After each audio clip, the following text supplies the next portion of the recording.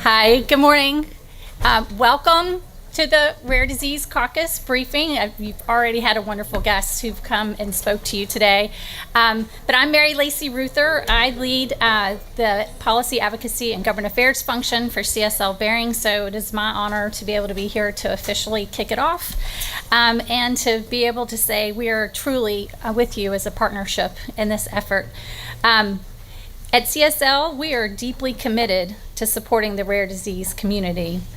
A cornerstone of what we do is to be able to provide plasma-derived therapies to support a range of rare diseases, including hereditary angioedema, primary immunodeficiency disorders, alpha-1, and a number of different other bleeding disorders. These therapies are created from the plasma of healthy donors and contain essential proteins that are often missing or not functioning properly in people with these rare conditions. These therapies help replace these missing or deficient proteins, allowing people to lead healthier and productive lives. The process of creating these therapies is complex and requires the collaboration of many dedicated professionals, plasma donors, and scientists and healthcare providers. But on Rare Disease Day and Week, we also like to really thank and recognize a core important part of that, and that is the plasma donor. They are a part of rare disease, the rare disease community, and we always like to make sure that they feel included and really thank them. So I thought this would be a great opportunity to do that with this crowd. Another way we love to partner is with Every Life and be able to support you in your efforts as you work on public policies that improve the lives of patients. So with that, I would like to be able to introduce Frank, but before I do that, I hope to see a number of you at the Rare Artist reception tonight. I know a number of you are in the audience, and I can't wait to meet you. I will tell you, it is literally one of my most favorite events to come to every year. I love the connection and the reality that you share with all of us, how it really feels to live with a rare disease. And that's really important, especially as you think about how you go up and you communicate with policymakers today. Being able to really show your heart and what it means really sticks with everybody in this community and in DC, so it's really important. So without further ado, I'll introduce somebody who I'm sure needs no introduction, Frank Sasanowski. So he basically assists sponsors and patient organizations in developing new medicines and has helped secure FDA approval for hundreds of new drugs, including more than 100 new molecular entities, often for serious and rare diseases. Frank joined the FDA in 1983 as the regulatory counsel for the Center for Drugs and Biologics, where he was key to implementing both the 1983 Orphan Drug Law and the 1984 Hatch-Waxman Law. And as you guys all know, those are critically, foundationally important to where we stand today with a lot of the innovations that have come into the market and will continue to come into the market. In 1987, he left the FDA as Deputy Director of Health Policy in the Commissioner's Office and joined Hyman Phelps McNamara. Thanks to his extensive FDA experience, both from within the agency and from a sponsor's perspective, as well as his passionate advocacy for integrating the voice of the patient in developing medicines, Frank possesses a nuanced and deep understanding of the drug regulatory process. Since 2014, Frank has been an adjunct professor of neurology at the University of Rochester School of Medicine. In August of 2018, Frank was appointed to the board of directors at the Alliance for Regenerative Medicine, ARM. And in 2017, Frank joined the board of Every Life Foundation, where he is currently the vice chair. So join me in welcoming Frank.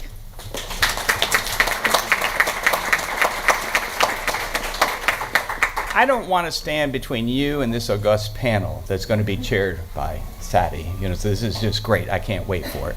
But what I want to say is two things, is that this really is almost the 40th anniversary of the 1985 amendments of the Orphan Drug Act.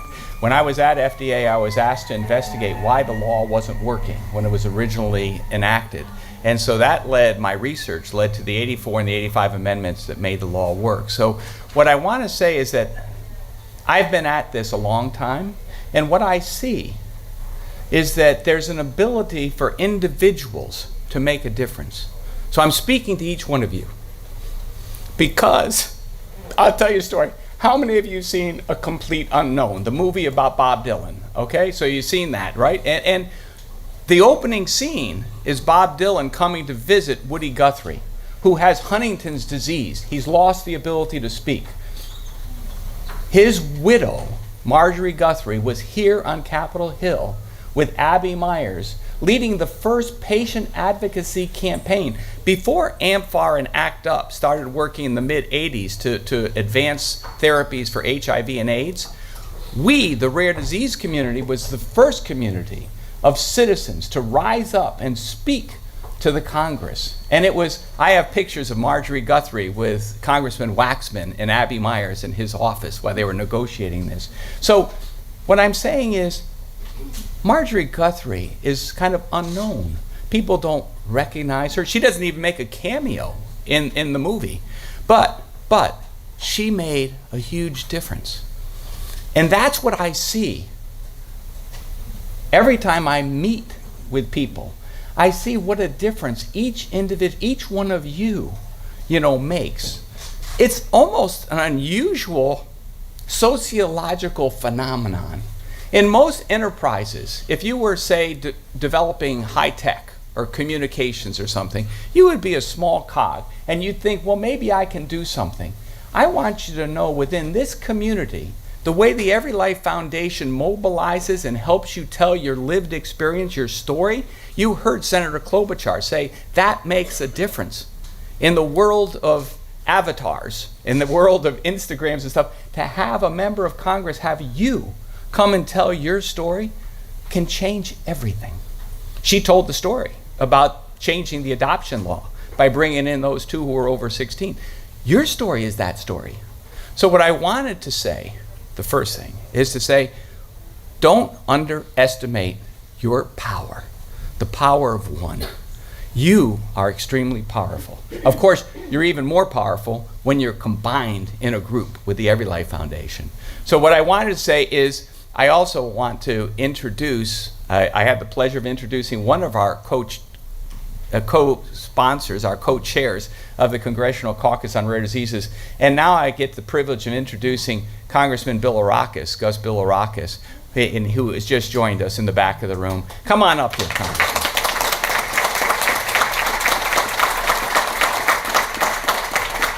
Congressman Bilirakis has been one of our stalwart believers in the rare disease community. He knows how important, he knows how many constituents he has, how many families are affected, and he represents North Tampa, which I have to say, he took over that responsibility in 2007 from who? His dad, Michael Bilirakis. And Michael Bilirakis was a great guy too. And so now we have the privilege of having Gus be our co-chair of the Congressional Caucus on Rare Diseases. And so it's just wonderful to have him. He's a very senior member of the House Energy and Commerce Committee, which we know has responsibility for the FDA. And he's also a senior member of that Health Subcommittee, which has direct jurisdiction. That's where Congressman Waxman created the Orphan Drug Act, from that position of the Health Subcommittee, the House Energy and Commerce Committee. So without further, thank you, Congressman Bilirakis. Thank you for having me. Thank you very much. I appreciate that. Yeah, and I suspect that my father, Congressman Mike Bilirakis, worked with Henry on that issue as well, because he chaired the committee. I don't believe he was a ranking member. He chaired it for many years, probably 10 years. Yeah. So I know he worked on these issues. So, but thank you for giving me the opportunity this morning. Thank you for being here. It really means so much. It really does. We do have a hearing at 10:30 on another issue, the PBM issue. But I am going to mention to the staff, because staff knows more than anybody. But I am going to mention that we got to get this priority review voucher on the markup as soon as possible. I think it's so very important that we do that. And I'll make sure that they know what kind of reaction I got from just bringing it up this morning. So hopefully we get it in the markup. Whether we do the markup next week or the following week, it's got to get on there. And I think we've got to get it done in the Senate as well. Hopefully we can get unanimous consent in the Senate. But the fact that it passed the House, and we're going to miss Anna Ashew, I think you know that. She's amazing, and hopefully she'll be back up here just to advocate on these great issues, because she cares so very much. But this is her bill, this is her baby. So we want to make sure, Mike McCall obviously as well, not specifically the priority review voucher, but that was the vehicle that we used to get it, to pass it out off the floor of the House of Representatives. So anyway, I'm honored to be able to participate in the Rare Disease Week 2025 and to speak in front of this esteemed panel during the Rare Disease Caucus briefing entitled "The Rare Disease Community in America." I want to make sure that it's on everybody's radar screen. I know we have a new administration. I'd love to be able to talk to the HHS secretary and tell him what a priority this is for members of Congress and, of course, our constituents that are affected, whether they're families or patients of rare diseases. I'm Gus Bilirakis, and I have the distinct privilege to serve as a senior member, as the gentleman said, as a senior member of the Energy and Commerce Committee, but also as a senior member of the Health Subcommittee, and then, of course, as a co-chair of the Rare Disease Caucus here in Congress. As you all know, rare diseases are not a rare problem, and there's an estimated 7,000 rare diseases which affect more than 30 million Americans, and yet 95% of these conditions have no known treatment or cure. We've got to change that, folks.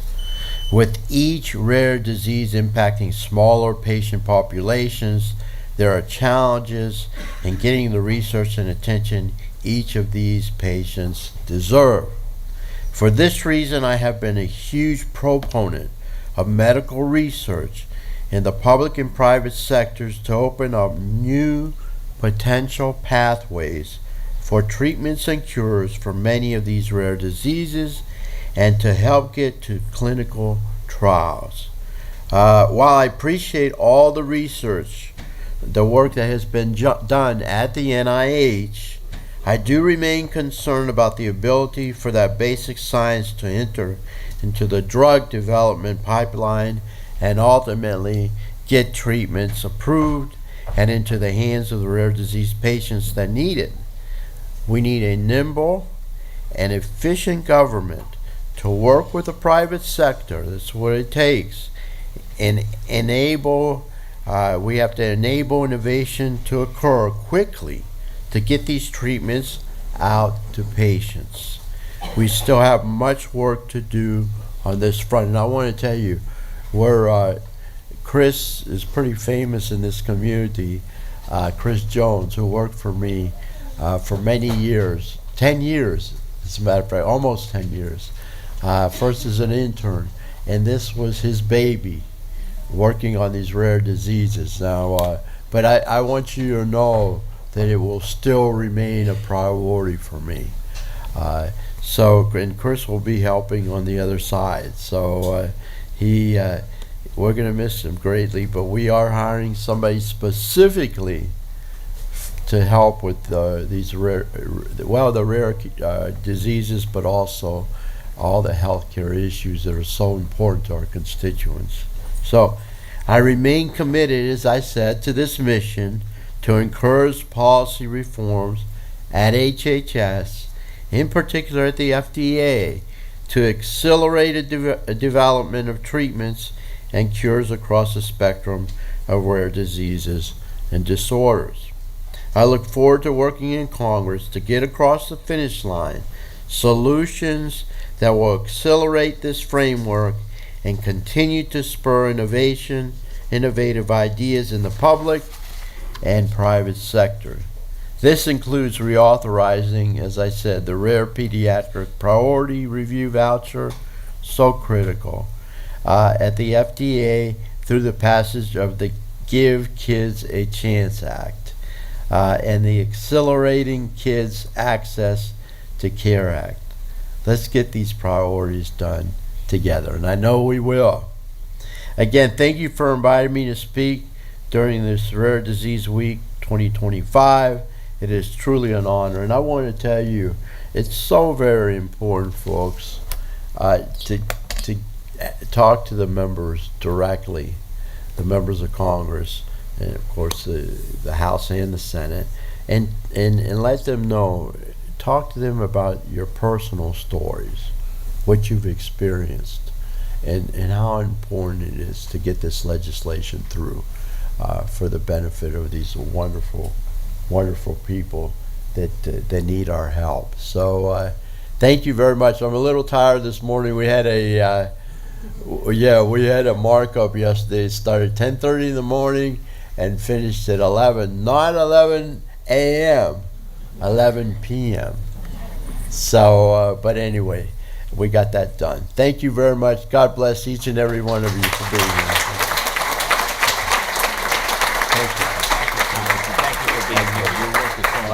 Thank you, Doctor. So thank you, Congressman.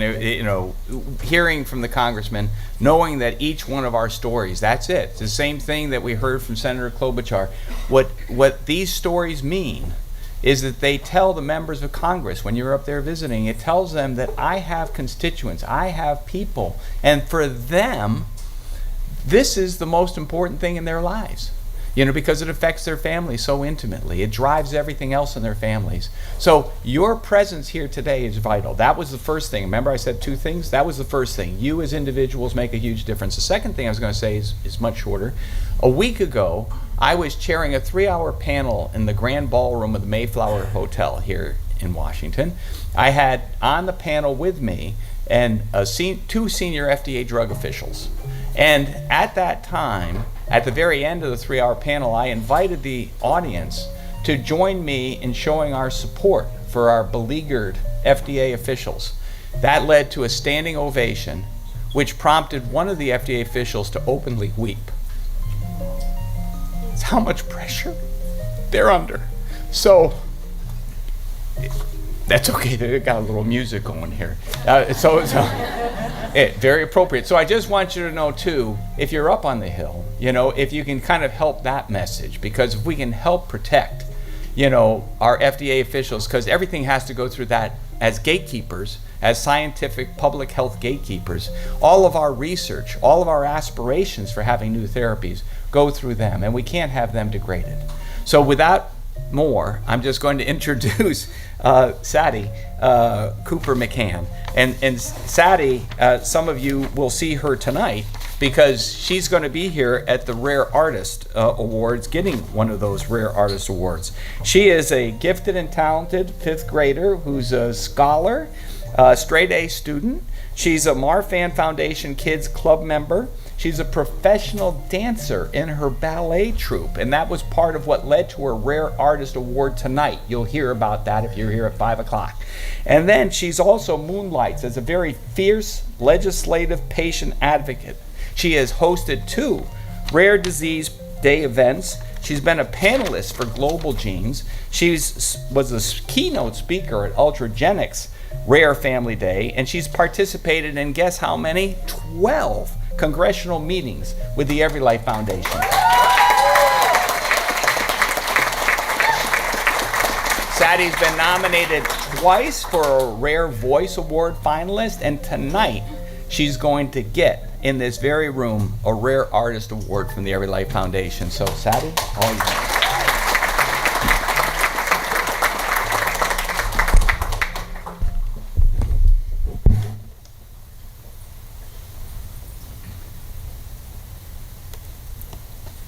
Okay.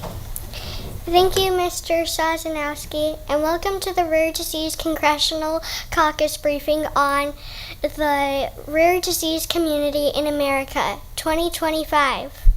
My name is Sadie Cooper McCann. I am 10 years old and I have a rare disease called Stickler syndrome with hypermobility. And I am honored to be a part of Rare Disease Week and be your moderator today. Thank you to the Rare Disease Congressional Caucus co-chairs, Senator Wicker and Klobuchar, and Representatives Belarakis and Matsui for being leaders and champions for kids with rare diseases. Thank you to the sponsors of this Rare Disease Congressional Caucus briefing. Today, we will hear from rare disease advocates and policy experts on the state of rare diseases in America. Rare disease patients will share about the challenges and successes in their journeys to receive medicines and will show how important the whole rare disease team is. Rare disease patients are all on one big team. The teammates include patients and their families, friends, neighbors, and doctors. For a true victory for rare diseases, the team must also include biopharmaceutical companies, federal agencies like NIH, FDA, and CDC, federal insurance programs, and private insurance, and Congress, who makes the laws to make sure that rare disease patients are able to be diagnosed and receive treatment and care. Currently, there is no cure for my connective tissue disease. It is important to me that there is ongoing research into treatments for my disease. There is a trip or hiccup in my DNA and how my body produces collagen at biomarker COL2A1, which is the address inside my body. I have a host of everyday degenerative complications, but that doesn't stop me from focusing on my abilities because I am resilient.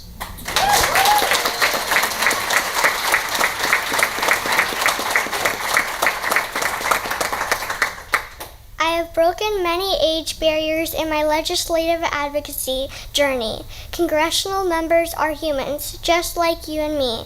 If 400 million people worldwide have a rare condition and 30 million of those patients live in our nation, that's 1 on every elevator and 4 on every bus. Chances are they know someone that has a rare condition. It is important for us patients and caregivers to be brave and fierce on Capitol Hill today when we meet with our congressional members. It's important to look them in the eyes, share our lived experiences and legislative asks, which also recently include the hard-working scientists at the NIH and FDA. We are now their voices today, in addition to our planned asks. This type of advocacy with our legislative branch is very special to me. I might not be able to vote for another 8 years, but I realized at 7 that I don't have the kind of time to spare, so I advocate now. It's a marathon and not a sprint, but it's the kind that pushes real change we can see. And for those that can't use their voices, we are their voice today, because we all deserve care and cures. 75% of us rare patients are children, and 30% of us do not live to see our 5th birthdays.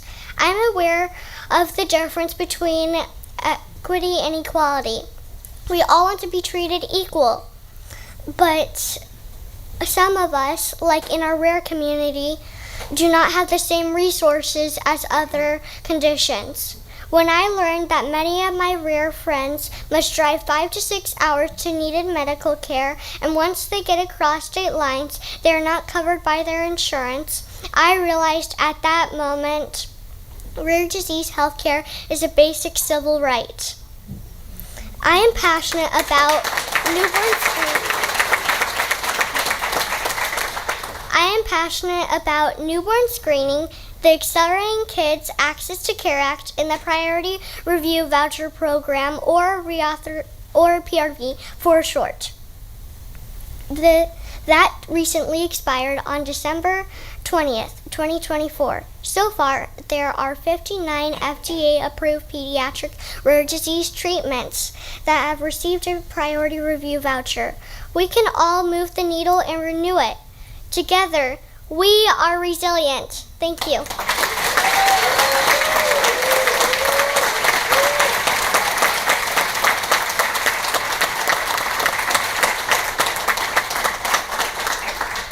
Please welcome Joshua Andrews. Mr. Andrews is a former professional American football player who enjoyed a successful 9-year career in the NFL and is also passionate about giving back to the community and raising awareness about narcolepsy, a condition he lives with.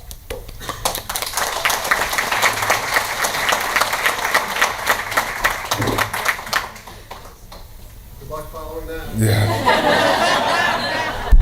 Yes, man.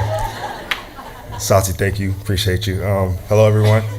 My name is Josh Andrews. Just a little bit about my story. I just want to appreciate you for welcoming me to this. I'm fairly new to advocacy. I grew up in Southern California.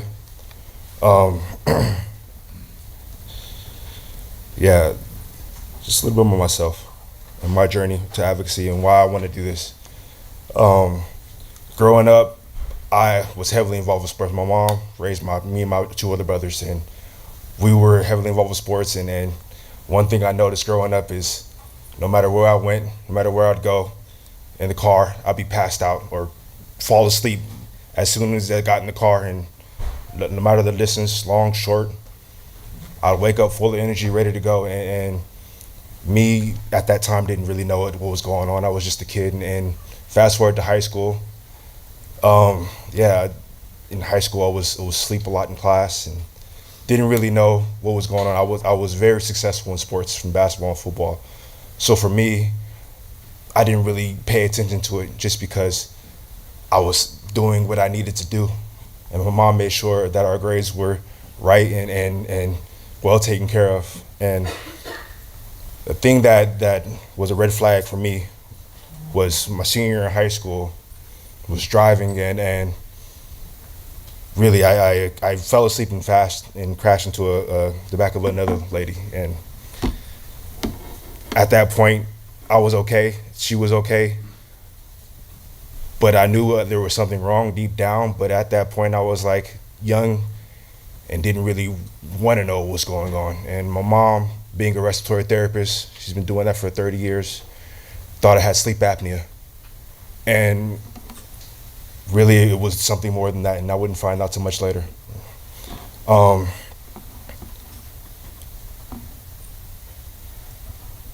Eventually, I ended up going to Oregon State on a full athletic scholarship soon after that, and same things happened. I'd be falling asleep in class.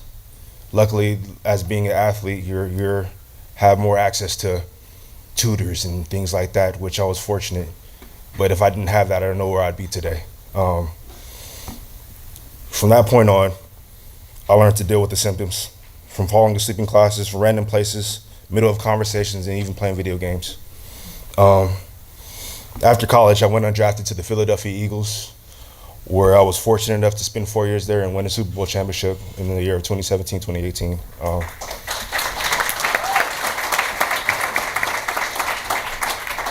But before that, in 2016, my girlfriend at the time, wife now, played a huge part in my role of my diagnosis of narcolepsy.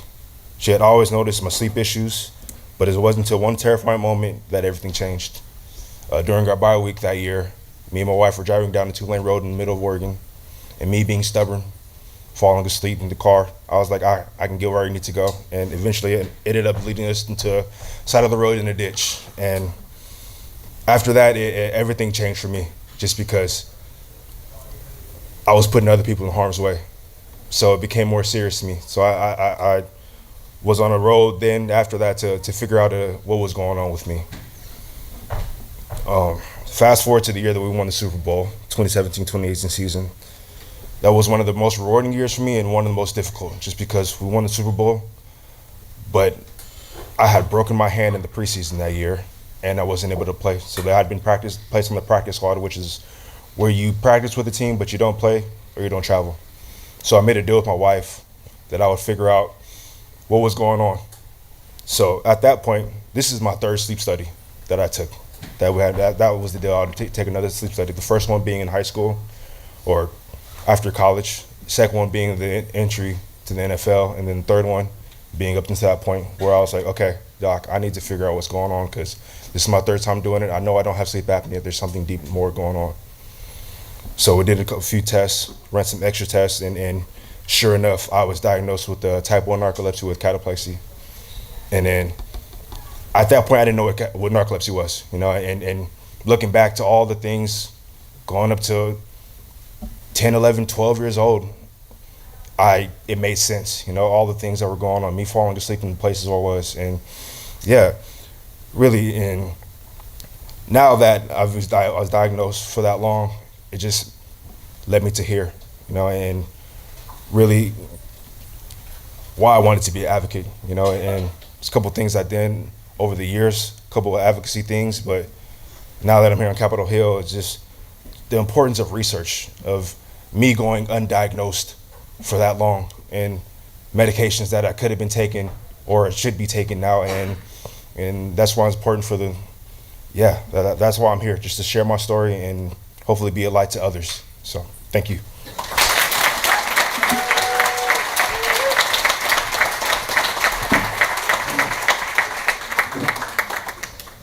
Please welcome Nell Choi. Nell is a 16-year-old patient advocate with neuromyelitis optica spectrum disorder. Through her advocacy and sharing her story, Nell hopes to give voice to other young patients living with rare diseases.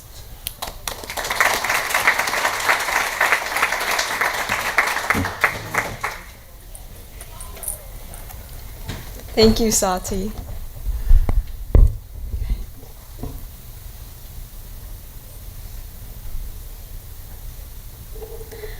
When I was 8 years old, my best friend and I were obsessed with Matilda the musical. Every day at recess, we would run out to the playground, claim our spot on the swing set, and belt out the song Naughty at the top of our lungs. We even convinced our teacher to let us perform this scene for our school talent show.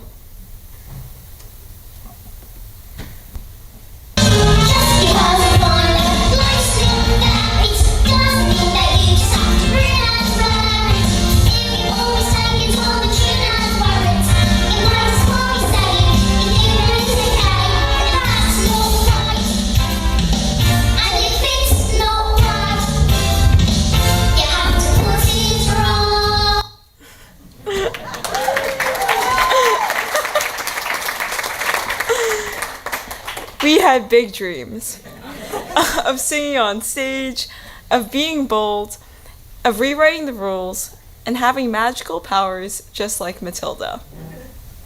Back then, anything felt possible.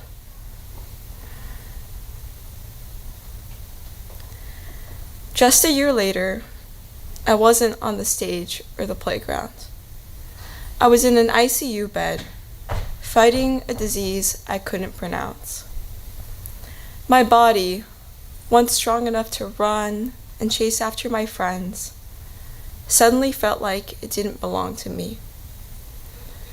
Instead of belting out Naughty for the talent show, I was struggling to breathe, so fatigued I could barely keep my eyes open to acknowledge the worried faces hovering over me. I had no magical powers. All the rules had changed. I had no ability to rewrite them. Or so I thought.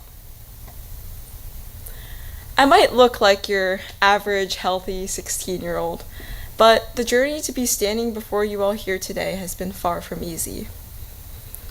It all started when I was 9. I suddenly began feeling extreme fatigue, dizziness, and nausea. I lost the ability to move my right arm walk to the bathroom by myself, or even swallow my own saliva. My mom took me to the ER, where I was eventually diagnosed with neuromyelitis optica spectrum disorder, also known as NMOSD. The uncertainty of never being able to do the things I loved again crushed me. I wondered whether I'd ever be able to go back to school, play foursquare on the playground, and laugh with my friends again. While I was extremely lucky to receive a timely diagnosis, my treatment options were very limited, and on average, it takes about 7 years for a rare disease patient to get an accurate diagnosis. Since most drugs used to treat NMO weren't designed for pediatric patients like me, we had to trust that my body would respond to the repurposed adult meds. Thankfully, it did, but not without challenges. The medication that made the most sense for me helped prevent the disease's progression, but the side effects were brutal. I had recurring severe sinus infections, one that even turned into a severe ear infection that led to multiple hospital stays. I was put on IVIG and received IV antibiotics for 2 months through a PICC line. I cycled through different antibiotics, took steroids with their own side effects, and at one point I even had 2 PICC lines just to try different treatments. I also developed microscopic colitis. Feeling tired, congested, and with my stomach hurting all the time, I missed out on a lot of normal teenage life. While my friends were headed to rehearsal for the school play, I was sitting in a gray room at the pulmonologist's office doing nebulizer treatments. While my peers were contemplating which dress to wear for the school dance, checking out their pimples in the bathroom mirror, I was doubled over in pain behind the stall doors, just wishing that my body would feel normal again. It wasn't until a year ago, when I was 15, that a medication was finally approved for kids 14 and up. That changed everything. The side effects were so much less severe, making it so much more manageable. NMOSD is a spectrum disorder. Not everyone responds to the same drug, but having an option designed for pediatric patients like me made all the difference. Ever since starting this new treatment, my life is so different, and in a good way this time. I just ran a 5K for my children's hospital, I went to sleepaway camp for the first time last year, and I'm now a full-time high school student.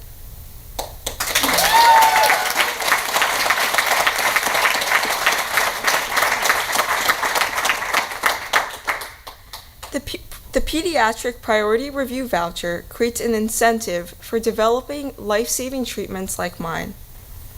Bringing it back would mean more kids could access the right medication sooner, sparing them from the complications I endured. There are 30 million Americans who live with at least one rare disease, and half of them are kids like me. And yet, 95% of those diseases still have no FDA-approved treatment. Reauthorizing the PRV isn't just about policy. It's about giving kids with rare diseases more hope and a chance to live, laugh, and dream just like any other kid. Just as important as getting these medications to treat our diseases, we need access to specialized care. I saw a neurologist and an immunologist, neither of whom are in my state, and my story is not unique. Finding specialists for rare diseases is difficult because there are so few of them. Many patients have to travel long distances just to receive the care that they need. And that's why we need policies to make it easier for kids with rare diseases to see the doctors they need. I see I am out of time right now, so I kind of want to skip to the end to close this out, but yeah. At the end of Matilda, she finally takes control of her own story. In that same song, Naughty, she says, "Just because you find that life's not fair, it doesn't mean you just have to grin and bear it. If you always take it on the chin and wear it, nothing will change."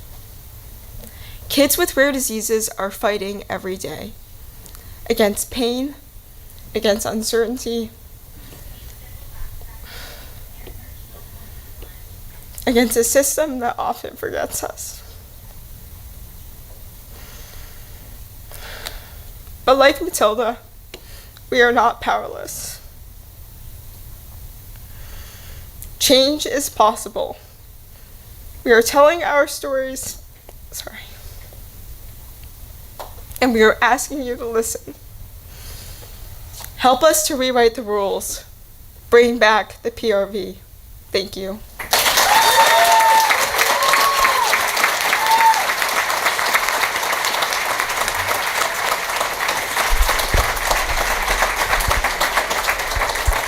Thank you, Nell.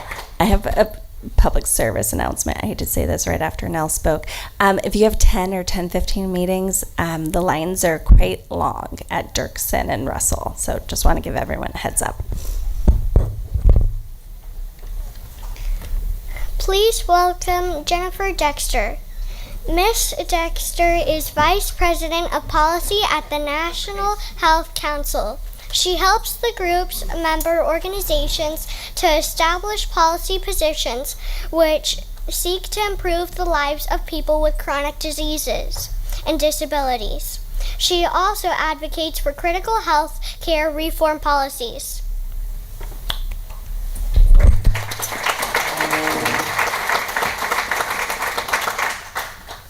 Thank you so much. I'm so honored to be here today. We at the National Health Council talk a lot about the patient journey, and the patient journey of getting to diagnosis, of getting to treatment, of getting to independence and wellness. And I cannot, in my heart, think of three better examples of that journey. If I could clone the three of you and really just take you on my work every day, I would. So I just want to start by saying that I'm just blown away. So I have the dubious honor of following these wonderful stories, but just wanted to talk a little bit about some of the issues that we as patient advocates are working on, looking at on the Hill. And I've particularly been charged with talking about things focused on access and affordability. So many of you in the room have real life examples and know all of this almost better than I do. But I want to talk about some of the messages that we at National Health Council bring up to help create policies and programs and supports that really work within that patient journey. We often say that the best care in the world, the best diagnosis, the best treatment, it doesn't matter if an individual patient can't access it, can't afford it, can't get to it. So we want to make sure that when you're up on the Hill, when we're doing our work here in DC as advocates and allies, that we are making sure that decision makers are listening to patients and to listening to you all about what are the things that are obstacles, what are the things that are smooth the path, what are the things that are issues around access and affordability. We really need to make sure on access that we listen to patients, identify the challenges. This could be everything from very small things like transportation, time off work, those kinds of things, to big issues around geographic settings and where the healthcare system is and is not, and things like that. On affordability, too often, particularly in DC, the discussion around healthcare is about the system. How do we make sure that, insurance and Medicare and Medicaid are there and fiscally sound and we're saving money and all of that, which is all very important discussions.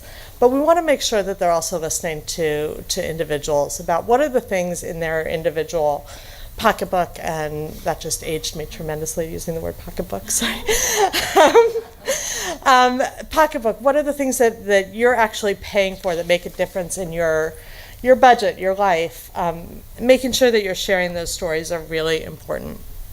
There are a couple things specifically that I wanted to talk about that Congress is looking at right now that affect access and affordability. The first is Medicaid, making sure that we know that how important Medicaid is to people who have chronic diseases and disabilities, particularly to people with rare diseases who may have a longer diagnostic journey, may need more specialized care, all of those things. It's really important that that is a program that is working and available and has the most flexibility to serve people for what they need. And a lot of what we were talking about around specific asks affect that. Just moving on. The other thing is telehealth. I think for so many people with chronic diseases and disabilities, the access to telehealth that came in during COVID and other things, and the comfort level with that now has made a huge difference. I have several friends with very rare diseases who have to travel 2-3 times a year to Boston or wherever for the one specialist that knows them. Having the ability to check in with people who are specialists, who are working on your rare disease specifically, or just getting your everyday care. I was talking to a gentleman from rural Wisconsin yesterday who has COPD, fairly common, issue with older adults, and he's like, I can check in with my pulmonologist regularly. I don't have to drive 2 hours and sit and meet with them. So access to telehealth. There are flexibilities that have made that available that Congress needs to act on in the next several weeks, actually. So talking about that is an important access issue. The other thing that we've been spending a lot of time on is patient engagement generally, but patient engagement in decisions at the Center for Medicare and Medicaid Services, which is the agency that oversees those two programs. We've done a lot of work, and led by a lot of you in the room over the last several years, around making sure that drug and device development and those kinds of decisions are made with patients from the very beginning, in the design of it and the basics of it. And we've made so much progress there, but we still have huge places to go, I think, around making sure that patients are part of the decisions around coverage decisions in Medicare and Medicaid, around what demonstrations and models are people using, and what decisions are being made at the Department of Health and Human Services and other places. So in short, for people with chronic diseases and disabilities, particularly those with rare diseases, access to the tools they need and their providers need to diagnose, to treat, and generally maximize people's health and independence is critical. And I'm just so thankful that you are all here, that you are all telling your stories, and beyond impressed. So thank you all.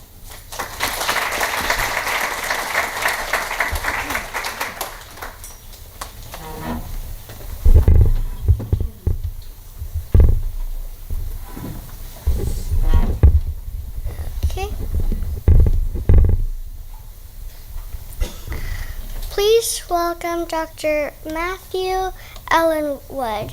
Dr. Ellenwood is the Chief Scientific Advocacy for is the Chief Scientific Officer at the National MPS Society. In his role, he has helped lead the community's scientific advocacy for multiple therapy approvals, federal and state newborn screening, and screening conditions and research programs throughout the world prior to joining the leadership of the MPS Society. Dr. Ellenwood led an internationally recognized research program dedicated to improving human health and training for future scientists and clinicians.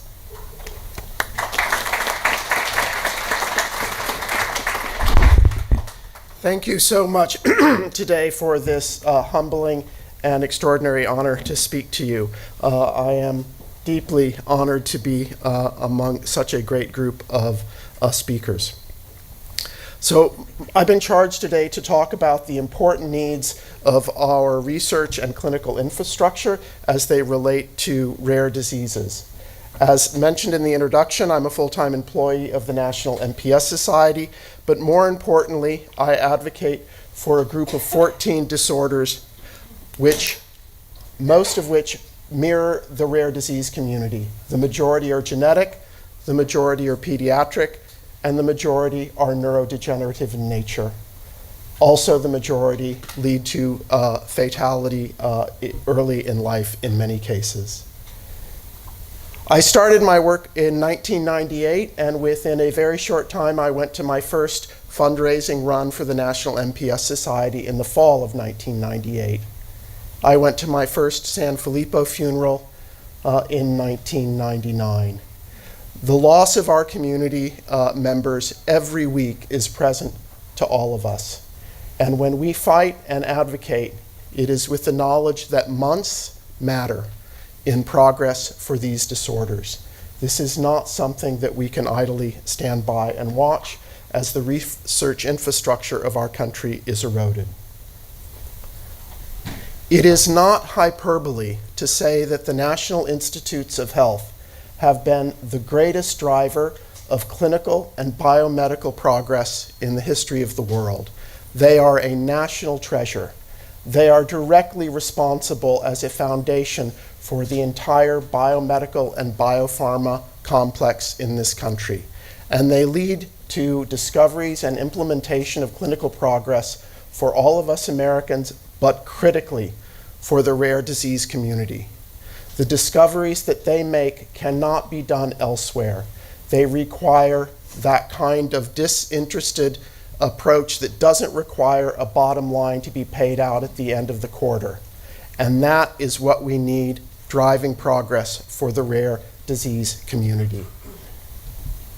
Indirect costs have been in the news lately as an area that could be potentially cut.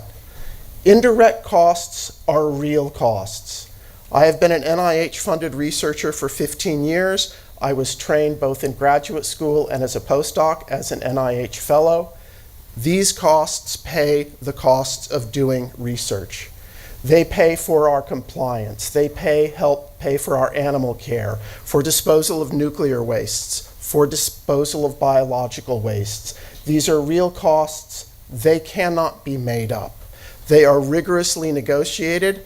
I've lived under the scrutiny of accountants at universities monitoring my budgets.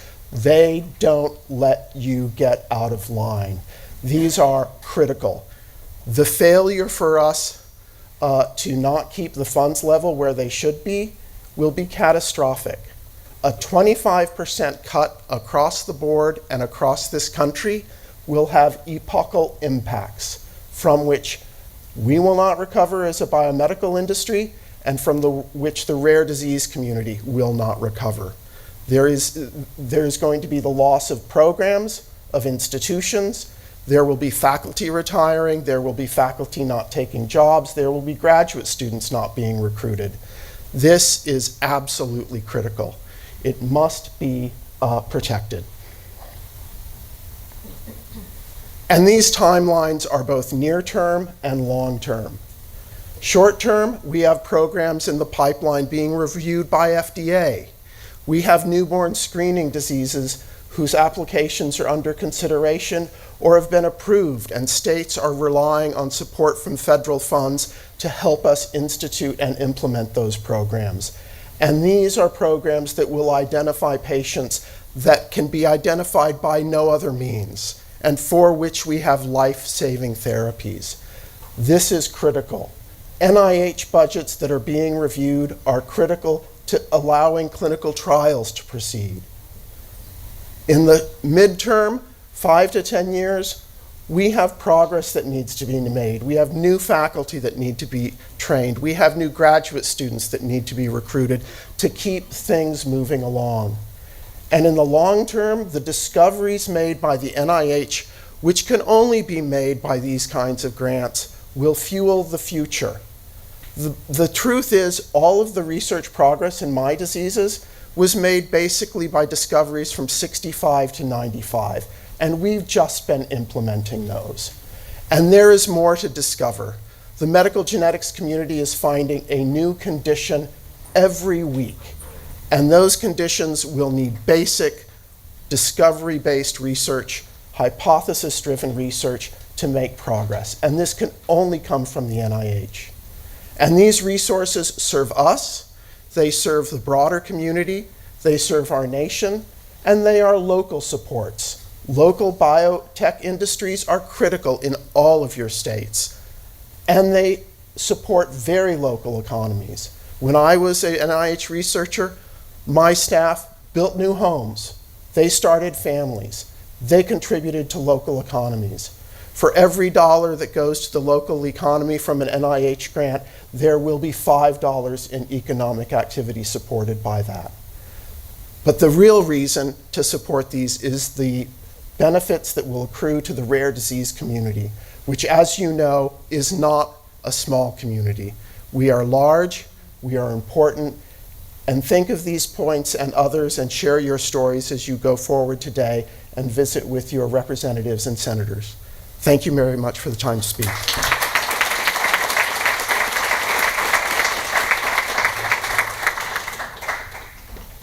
Please welcome Annie Kennedy.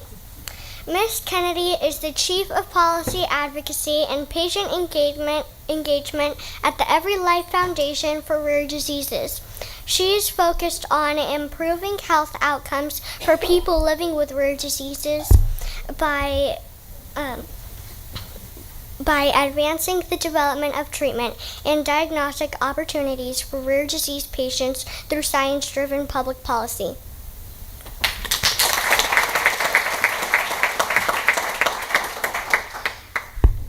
Good morning. So I'm really struck this morning that we're here in the bright light of our Capitol Dome here together. And as I've been listening to everyone's presentations, I was especially struck by Nell's story, and that we all here have a really incredible responsibility, that our journeys aren't straight lines, and that we're here representing so many who can't be here in Washington with us, and so many who maybe have joined us in the past, or maybe someday will, or maybe someday will never have an opportunity to be here with us. I also am struck by the timing of Rare Disease Week this year, and that there are some really significant decisions being made by members of Congress today and in the days ahead. And so the timing of our visits could not have been planned more perfectly. So as we are here today and this week, I'd like to remind us of what we're going to remind Congress of while we're here in these days. That we are the rare disease community. We are 30 million Americans strong. We are comprised of 10,000 different rare diseases, all of which are chronic. We are disproportionately affected by diseases that start in childhood, which Sati spoke to really beautifully a few minutes ago. We are overwhelmingly affected by diseases that do not have FDA-approved treatments yet, and even those that do have not yet been cured. Our community endures staggering financial costs, and at the moment of diagnosis, actually years before the moment of diagnosis, those staggering financial toxicities have begun. And we have data that we can bring to Congress to demonstrate that. But we know that Congress's investment into solutions has already been working. That for 10% of the US population, that's us, people living with rare diseases, we've been driven by a sense of urgency, an urgency that's been driving funding into our federal agencies to services, expertise, resources, and funding for solutions that Congress has been leading. For us, the funding into these agencies has meant that our diagnoses can be found while there is still time to act within optimal therapeutic windows, that insurance coverage exists, that scientific experts are here within the US and are leading at the leading edge of technologies that are serving us, as Nell spoke to so beautifully, and as Josh spoke to so beautifully. We need more stories, more outcomes like those. That companies are based here in the US and are incentivized to turn scientific discoveries and scientific possibility into life-saving treatments. We have robust pipelines. We cannot afford to lose them today. And as we know, those in this room, that where a diagnosis once meant there is nothing to do, we all now know there is much that can be done, which is why we are here today. So today, as we leave this room and join everybody else that's already on the Hill for meetings, we are here to remind Congress that their historic commitment to a strong biomedical ecosystem has been working, and to thank them for being here in Washington. We always want to lead with a thank you, and to ensure that as our members of Congress, that they truly understand who they've been elected to lead, and that is us, the rare disease community, 10% of the American population, the mighty, united, amplified rare disease community who is here in DC, stronger than ever this week. Thank you.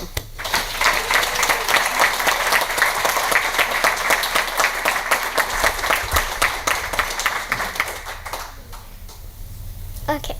Thank you to all our speakers.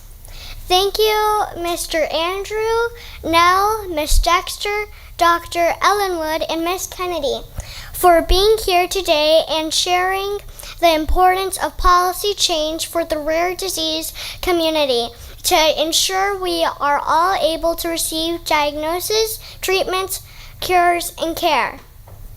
You are all invited to attend tonight's Rare Artist Reception to see the amazing work of our Rare Artist awardees and meet the rare artists like myself this evening from 5 to 7 p.m. in this room. Thank you for attending today's Rare Disease Congressional Caucus briefing and supporting all rare disease patients. Thank you for the honor of moderating today's caucus briefing.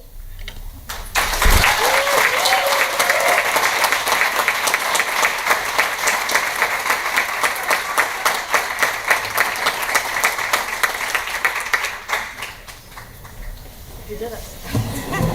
Great job. Yeah, don't ever study leave. We'd like to get a photo of the whole thing. You guys do that picture and then we'll